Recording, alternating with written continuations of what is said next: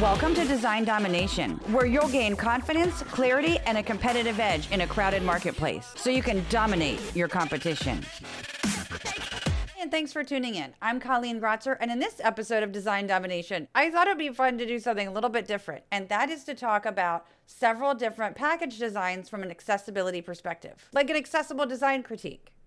I came up with the idea because a lot of times the packages of food that I've bought, I've identified accessibility issues with them. And then on a recent trip to the grocery store, I noticed how many more food package designs have accessibility issues as well. So I thought this would be a really interesting topic to discuss here. Now, the first one is La Colombe. This is a ready-to-drink draft latte. For what it's worth, I'm not a coffee drinker, so I'm not at all familiar with this brand. I looked it up and I discovered that they had done a redesign not long ago, though. Now, as part of the redesign, they kept the word La in script and Colombe in all caps.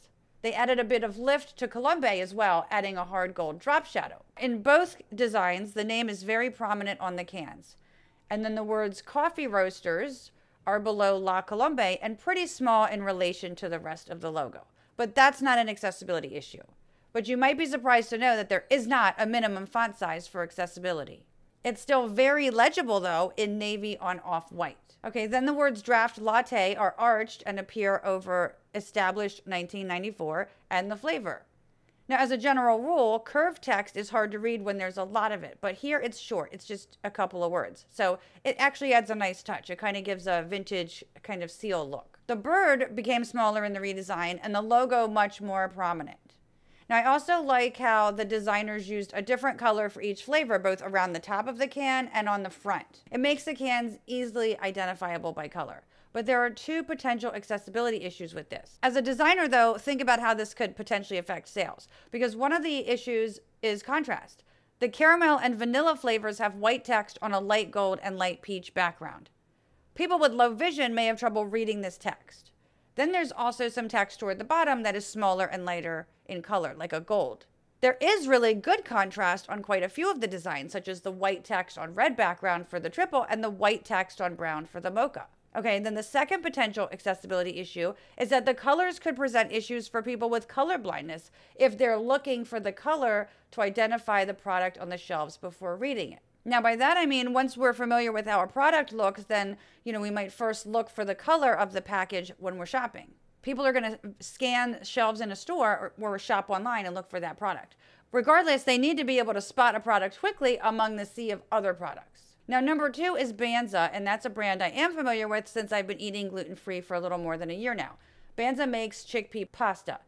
Now, as a side note, if you aren't gluten-free or don't eat chickpeas, it probably sounds horrible. But I like this pasta. And for what it's worth, I did not see myself ever eating much of chickpeas because I'm not a big hummus fan. But I eat chickpea pasta and I make the best low oxalate chocolate chip cookies that happen to be made with chickpea flour. And yes, that's a thing too. And contact me if you want the recipe. You can thank me later. Banza's packaging used to have a white background with orange and yellow text. They redesigned it to have a bright orange background with their brand name really large in white and then other text in red. Yes, red on orange text. So it says made with chickpeas in red on orange. It's almost as if they don't want you to read that. Now, a color like black or something else, would have been much more legible. And the white text stands out so much, it's not like it would compete with that either. I get that some brands don't want some information to be very prominent, but with such low contrast against the background, the red on orange is barely legible to many people, including people without a visual disability. But it seems kind of counterintuitive to have large text in almost the same color as the background. They wanted it to be big but not stand out too much. Okay, the third one is Starbucks coconut milk. While scanning the aisles at the grocery store, I came across the Starbucks coconut milk. Two in particular, though, the strawberry acai and the pineapple passion fruit, piqued my interest.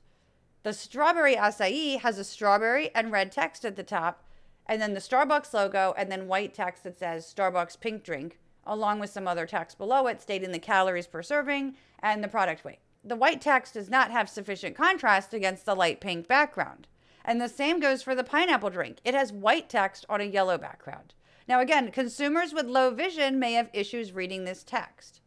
They could, however, still identify the drink by the dark green logo, which has plenty of contrast against the pink background. and the text at the top, which does as well.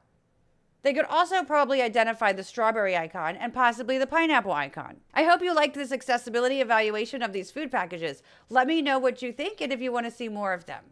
Fixing contrast issues can have big impact on your designs, and I talked about that in the last episode, the biggest accessibility mistake and how to avoid it. If you're interested in learning more about accessible design, check out my Accessible Branding and Design course. It's for any kind of designer, logo designers, graphic designers, document designers, and web designers. You'll learn how to create accessible brand color palettes, style guides, and accessible designs for infographics, documents, and websites. It's the perfect way to get started in accessibility, and it's all about the visual design. So you don't have to learn the technical stuff. If you decide you do want to get into the more technical accessibility stuff later, you get a discount to take my other courses in website accessibility and InDesign and PDF accessibility. Just go to creative-boost.com/courses.